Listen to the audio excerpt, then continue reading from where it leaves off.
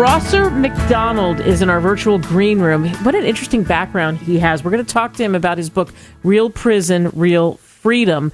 But he's got quite a broadcasting background. He was a writer who spent like 16 years plus, really, reporting news on television in Oklahoma and Texas, then 28 years as a producer at Radio and Television Commission, SBC, 12 of them. He produced and scripted documentaries to use on NBC TV stations. He won a couple of Emmy nominations, and he's won a lot of Telly Awards, which is a big deal. It's the cable TV version of Emmys. And he's had an interesting life to boot, off the air and producing things, and we're thrilled to have him with us. So, Rosser, thanks so much for coming on. Well, I'm glad to be here.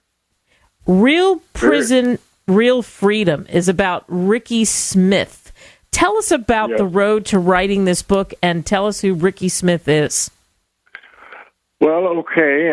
Rickie Smith had somewhat of a normal early childhood, but then it got a little tougher when he got older. His dad was very strong on him and taught him some negative attitudes and so on.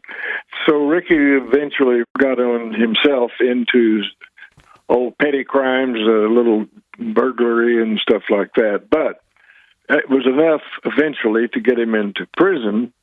And he had a term there. It only took him like 3 years to get out.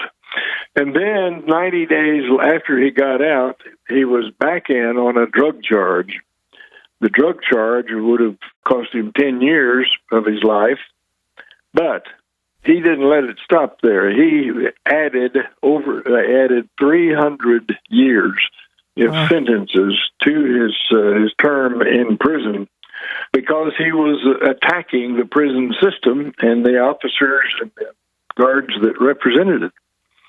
So I met Rickie Smith. He was in the most secure, specially built cells called super segregation, and a volunteer chaplain took me back there for me to meet him and to tell me that this man had become a Christian. And he was a new Christian at that time. I mean, that was just a few months or a month or so after he had accepted the Lord. So he was, Rickie was there, still, of course, in super segregation. The prison system does not recognize the fact you say, okay, I'm a Christian now, so you got to treat me different. Their concern, of course, is security. And so they had to treat him the same way they had been treating him, and they did. But that's how I met him, and it turns out we just kind of hit it off and corresponded, and I visited him a few times. And finally I said, you know what? This is a story that has to be told. So I guess I'm going to have to be the one to do it. So I wrote the book and put the title on it, Real Prison, Real Freedom, because there are two sections in the book, two different tracks of following Rickie Smith along. He was determined, he had been determined that he was going to kill someone, get on death row, and everything would be better than it was where he was in Super Seg. He would be treated better, and of course, ultimately could be crucified, be executed. But that was fine with him. That was okay. But he never made it there because all of his trials ended with attempted murders, sentence of 99 years, 3 trials.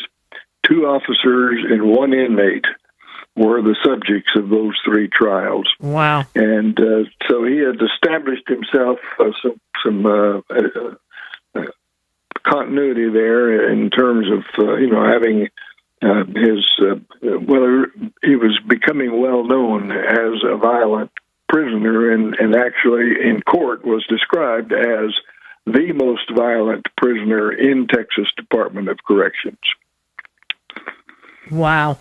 So ultimately, though, it doesn't happen. The title Real Prison, Real Freedom he goes in a much different direction. You said that he had found the Lord. So what did that do to him? Well, I describe in the book how he went through that, and that was one of the main reasons that I wanted to write the book, was to show how you can become a man, the contrast between being the most violent man in Texas prison and a man who says that he is a Christian and will live like a Christian, and all that entails.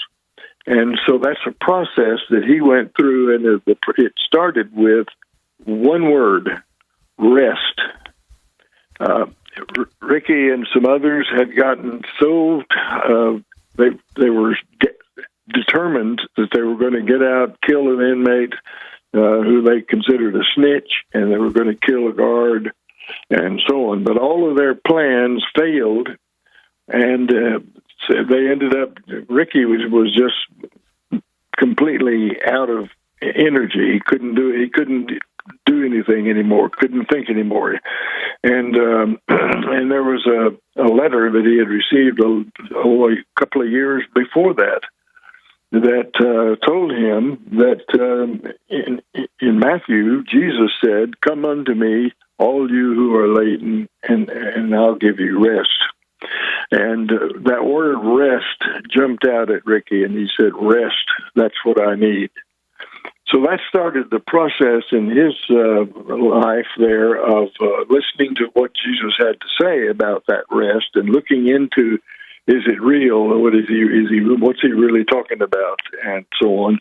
So that put him on a track then to become a Christian, and then after he became a Christian, he had a long period of learning to change his life completely from what it had been before, which is also part of the story, is helping him to learn what it means to be a Christian after having been an anti-Christian. He had told God earlier, if that's the kind of God you are, I don't want anything to do with you. You can go to hell.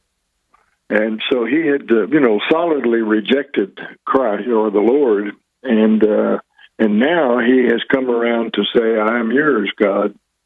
And the discipleship, there was this same volunteer chaplain was discipling him. They'd come every weekend, and they would work on what you do. You have to forgive people. You have to forgive all of those who have harmed you, and all of those you have harmed, and so on and so forth. And then he became actually a missionary, not formally, it just kind of grew to the fact that he wanted to tell people about Jesus. And so he was doing that freely in the prison, and a number of inmates plus some guards learned how to accept the Lord and how to become Christians because of Rickie's influence in talking to them. They were able to see the difference, some of them, but others, they rejected it. So for you, have you seen Rickie? How many times did you see Rickie? I talked to him on the phone about 2 nights ago. They have a system now where he can call me on the telephone, but I haven't actually seen him since before COVID came along because they shut down all the visitations because of COVID. And so it's been a couple of years or more since I have actually seen him, but we talk on the phone frequently, and we send mail, emails, so on and so forth. Yeah. So it's interesting in telling his story. What do you hope people take away from reading Real Prison, Real Freedom? That there is a way that you can change if you want to. That if things are tough the way they are, the way you're living now, and you determine that part of the reason for that is that you just are rejecting authority and ultimately rejecting God, and that if you can overcome that, if you can learn from that and become one of His children and learn from His Word, the Bible, which is, of course, God's Word to us, then you can change your life, and that would be a good change for anyone to make. Real Prison, Real Freedom, Rosser McDonald. You can get it on Amazon, Barnes & Noble. Thanks for coming on the show. I'll be glad to be here. Thank you.